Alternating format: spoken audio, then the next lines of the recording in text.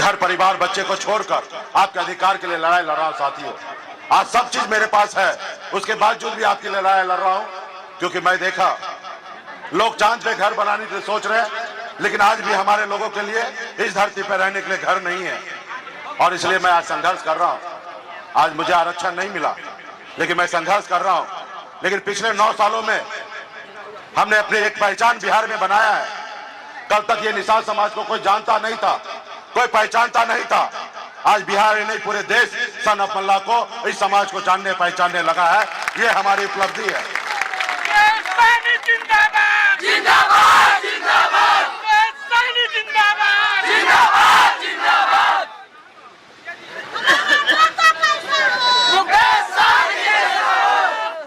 आपने देखा 2020 का चुनाव में निषाद का बेटा एक टिकट मांगने के लिए पूरी उम्र बिता देता था, एक टिकट नसीब नहीं होता था। लेकिन आपने देखा अब निषाद का बेटा टिकट मांग नहीं रहा, टिकट बांट रहा है। ये हमारी पहचान है।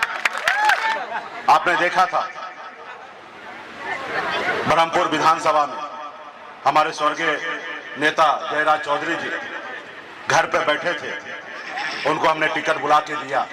कभी वो सोच भी नहीं सकते थे कि हमको टिकट मिलेगा, क्योंकि आपका दल मजबूत हो गया, आप साथ दिए, हमने बुला के जबरदस्ती टिकट दिया, सहयोग किया।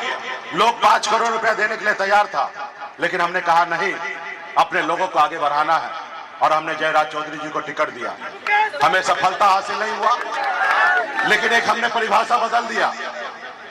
हमने 4 विधायक बनाए, अपने दम पर बिहार में मंत्री बना, हमारे सहयोग से बिहार में मुख्यमंत्री बना। सरकार का चाबी हमारे पास था, हम जिनको चाहते उनको बिहार का मुख्यमंत्री बना सकते थे।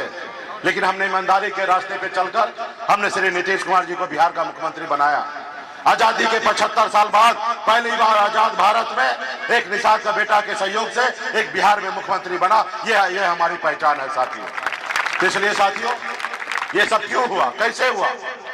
जब आपने हमें अपना भाई माना, जब आपने हमें अपना बेटा माना, जब आपने हमें अपना नेता माना, तब ये हुआ। इसी तरीके से आने वाले समय में हमें संघर्ष करना, लड़ाई लड़ना है। अपनी दल बन चुका है, अपनी पार्टी बन चुका है। अभी हमें किसी के पीछे नहीं भागना है। हमें अपने बच्चे का भविष्य मात्र 200 रुपया में नहीं बेचना है। अपने वोट को सही से इस्तेमाल करना है। तो इसलिए साथियों, इसके लिए संकल्प लेना पड़ेगा, लड़ाई लड़ना पड़ेगा। अभी हम लोग आरक्षण उसके लिए लाए के लिए हम लोगों ने एक नारा देके उतरा है, आरक्षण नहीं तो गठबंधन नहीं, और गठबंधन नहीं तो वोट नहीं। अब वोट नहीं तो दिल्ली का सरकार नहीं। अभी मोदी जी को प्रधानमंत्री बनना है। एक विपक्ष के नेता को विपक्ष के नेता को प्रधानमंत्री बनना है। ना ही आपको, ना ही हमें बनना है। हमें तो सिर्फ हमारा अधिकार चाहिए, ताकि हमारे 5 करोड़ निषाद यूपी, बिहार, झारखंड में 5 करोड़ निषाद के चेहरे पे मुस्कान आए, सभी के घर पे खुशियां आए। इसके लिए हम संघर्ष कर रहे हैं साथियों। इसलिए सभी को लड़ाई लड़ना पड़ेगा। ये कोई एक व्यक्ति की लड़ाई नहीं है। जैसे अन्य समाज के लोग लड़ाई लड़े, संघर्ष करके आज उसका समाज आगे बढ़ा, वैसे आपको लड़ाई लड़ना पड़ेगा।